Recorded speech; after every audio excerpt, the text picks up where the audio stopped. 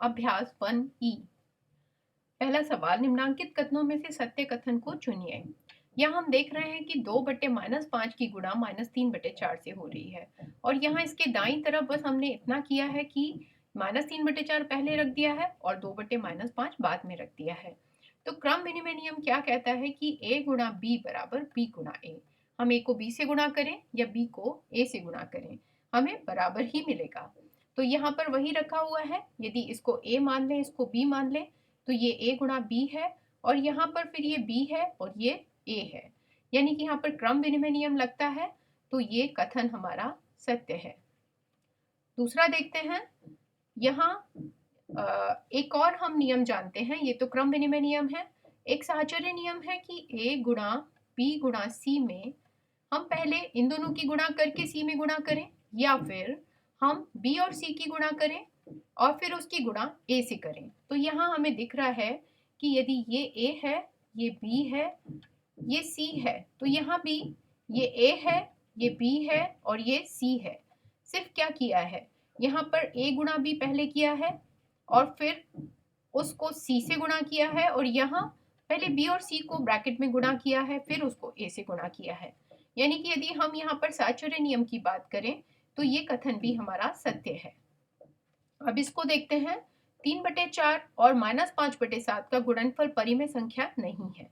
तो हम जानते हैं कि दो परिमेय संख्याओं को यदि हम गुणा करें तो परिमेय संख्या ही आती है। ये परिमेय संख्याओं का गुणनफल का संवरक नियम है। तो ये नियम यहाँ ये कह रहे हैं कि परिमेय संख्या नहीं है, जबकि संवरक नियम के हिसाब से यदि दो परिमेय संख्याओं को गुणा करेंगे तो परिमेय संख्या ही आएगी, इसलिए ये कथन हमारा क्या हो जाता है, असत्य।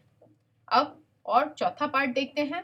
यहाँ भी अगर ध्यान से देखें तो वितरण नियम हम जानते हैं क्या होता है, a गुणा b प्लस c बराबर a गुणा b प्लस a गुणा c। अब ध्यान से देखें कि यदि ये a है, ये b है और ये c है, तो ये इस तरह से रखा हुआ है, b प्लस c गुणा a। इसको ब्रैकेट में रख देते हैं, तो ये क्या बन जाना चाहिए, a गुणा b प्लस a गुणा c। यहां पर यही हो रहा है, ये क्या बन गया, a गुणा b, और यदि ये b था और ये a था तो ये क्या बन गया, b गुणा a, और ये यदि c था और ये a था तो ये क्या बन गया, c गुणा a। यानी कि पूरी तरीके से वितरण नियम यहाँ पर लग रहा है, तो ये कथन भी हमारा क्या हुआ, सत्य हुआ।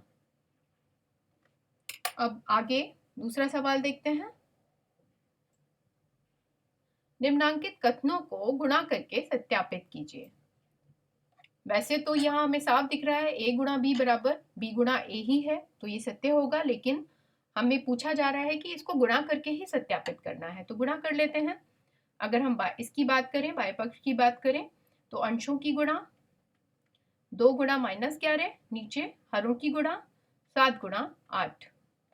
पहले हम थोड़ा हल भी कर सकते हैं, 2 एकम 2, 2 चौका 8। अब 1 गुणा -11 और नीचे 7 चौक 28। इसको देखें तो यहाँ पर अंशों की गुणा, नीचे हरों की गुणा।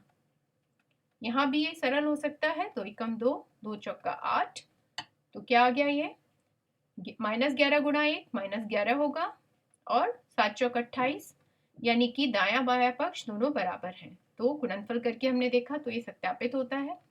यहाँ देखते हैं, पहले अंशों की गुणा और नीचे हरों की गुणा।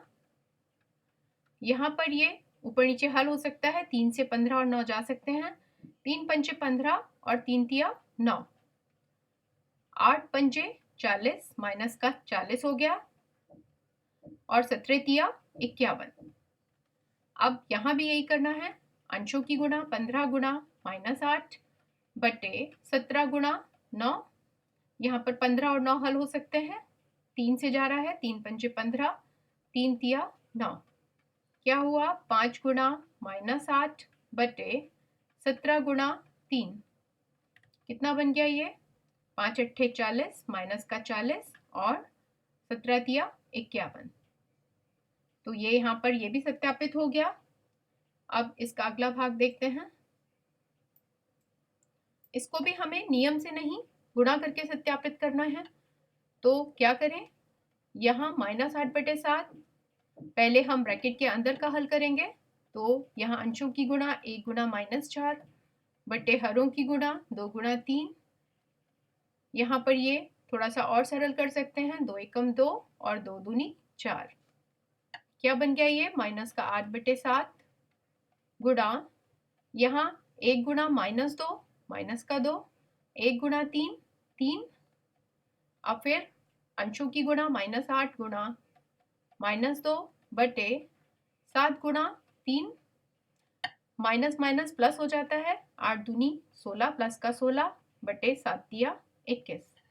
अब यहाँ देखते हैं, पहले इन दोनों को सरल करेंगे। तो अंशों की गुणा बटे हरों की गुणा, यहाँ माइनस का 4/3, ये क्या आ गया -8 गुणा 1 -8 बटे 7 दूनी 14 गुणा माइनस का 4/3। यहाँ और हल कर सकते थे, लेकिन चलिए कोई नहीं, ऐसे ही करते हैं। अंशों की गुणा -8 गुणा -4 बटे नीचे हरों की गुणा, यहाँ माइनस माइनस की गुणा प्लस हो जाएगी। लेकिन एक चीज और दिख रही है, थोड़ा सा सरल भी कर सकते हैं। ये 2 से कट रहा है, 14 और 4 2 दूनी 4 और 2 सत्ते 14। क्या आ जाता है -8 और -2 की गुणा, 8 दूनी 16 और 7 दिया 21। यानी कि ये सत्यापित होता है। आगे देखते हैं। निम्नांकित में रिक्त स्थानों की पूर्ति कीजिए तथा संबंधित प्रगुण का नाम भी लिखिए। यहाँ 2/11 का गुणा -3/7 से हो रहा है। तो यहाँ क्रम विनिमय नियम लग रहा है। हम जानते हैं a गुणा b बराबर क्या होता है, b गुणा a होता है। तो यहाँ a यदि इसे मानते हैं और b इसे मानते हैं, तो a गुणा b ये है। तो ये अगर b है तो यहाँ पर a आना चाहिए, और a हमारा क्या है 2/11। तो नियम कौन सा लगा यहाँ पर, क्रम विनिमय नियम। हमें संबंधित प्रगुण भी बताना था और इसमें रिक्त स्थान भी भरना था। अब यहाँ देखते हैं, हम जानते हैं साहचर्य नियम क्या है, a गुणा b गुणा c, a गुणा b गुणा c, इन दोनों को गुणा कर लें, या फिर हम इसको इस तरह से कर लें, a गुणा b कर लें और उसका गुणा फिर c से कर लें, तो बराबर ही आएगा। नियम कौन सा है ये, गुणा का साहचर्य नियम। किसी भी क्रम में हम तीन परिमेय संख्याओं को किसी भी क्रम में गुणा करें, जवाब समान ही आएगा। तो यहाँ पर हम देख रहे हैं कि यहाँ b 2/3 है, a अगर देखें तो a क्या होना चाहिए -11/3। तो यहाँ पर क्या आना चाहिए 11/3। अब b क्या है यहाँ 2/3, तो यहाँ भी 2/3 ही आना चाहिए। b क्या है 2/3। और यहाँ c 3/-2 जो रखा ही हुआ है, यानी कि क्या नियम लगा, a गुणा b गुणा c गुणा का साहचर्य नियम, a गुणा b गुणा c। तो कौन सा प्रगुण है, साहचर्य नियम। और हमने अपना रिक्त स्थान भी भर लिया और प्रगुण भी बता दिया कि कौन सा प्रगुण लग रहा है, गुणा का साहचर्य नियम। अब इसे देखते हैं। हम जानते हैं, देखने में जो लग रहा है कि यदि ये a है, ये b है और ये c है, तो यहाँ वितरण नियम लगा सकते हैं। ये बराबर क्या होता है, a गुणा b प्लस a गुणा c। तो अब जरा चेक करते हैं इसको, यदि ये a है और ये यहाँ पर b होना चाहिए, यहाँ c होना चाहिए, तो a तो क्या है यहाँ पर -5/7, और यदि b की बात करें तो यहाँ b क्या है 2/5, तो यहाँ क्या आना चाहिए 2/5, और यहाँ -4/7 c है, तो यहाँ a गुणा b प्लस a गुणा c होता है, तो यहाँ क्या आना चाहिए a आना चाहिए, और a क्या है हमारा -5/7। तो यहाँ कौन सा नियम लगा, वितरण नियम, यानी कि यहाँ पर हम कौन सा नियम लिखेंगे, वितरण नियम।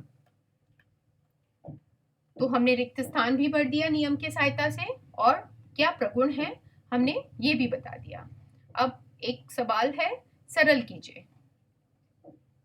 तो इसमें हम क्या करते हैं, पहले कोशिश करते हैं कि हम ऊपर नीचे यहीं पर सरल कर लें, तो हमें सवाल करना आसान हो जाता है, वरना तो अंशों की गुणा, हरों की गुणा, ये बहुत बड़ा सवाल बन जाएगा। तो पहले तो देखते हैं, ये माइनस और ये माइनस प्लस बन गया और हमारे पास बस एक ही माइनस बचा। अब इसको देखते हैं, तो अंश में हमारे पास कौन कौन है, 3 है, 10 है, 18 है और माइनस का 1 है।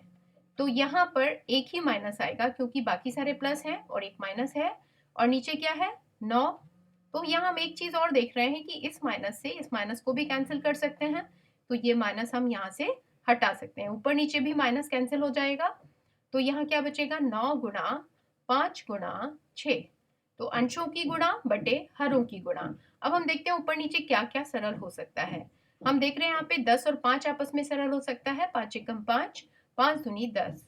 यहाँ पर 3 और 9 सरल हो सकता है, 3 एकम 3, 3 तिया 9। और भी सरल हो सकता है 6 और 18, 6 एकम 6, 6 तिया 18। अब हमारे पास कुछ और भी सरल हो सकता है, इस 3 से ये 3 भी कट सकता है। अब हमारे पास अंश में क्या बचा, केवल 1 और 2, 1 गुणा 2 गुणा 1 2 ही होगा, बटे नीचे क्या बचा, 1 गुणा 1 1 ही हुआ, यानी कि हमारा जवाब क्या आ गया, छोटा सा 2।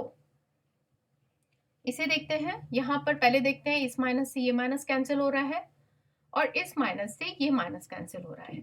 अब अंशों की गुणा बटे हरों की गुणा। अंश कौन कौन है, 1, 3, 4 और 6, और इसमें हर क्या क्या है, 9, 20, यहाँ तो एक ही है तो एक नहीं भी लिखेंगे तो भी चलेगा, और 5। अब हम देखते हैं ऊपर नीचे अंश और हर में क्या क्या सरल हो सकता है। यहाँ पर 4 एकम 4, 4 पंचे 20, और 3 और 9 आपस में सरल हो सकता है, 3 एकम 3, 3 तिया 9। अब ये 3 और 6 आपस में सरल हो सकता है, 3 एकम 3, 3 दूनी 6।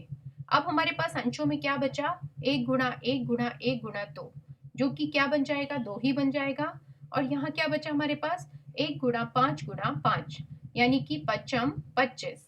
तो हमारा जवाब क्या आ जाता है, 2 बटे 25।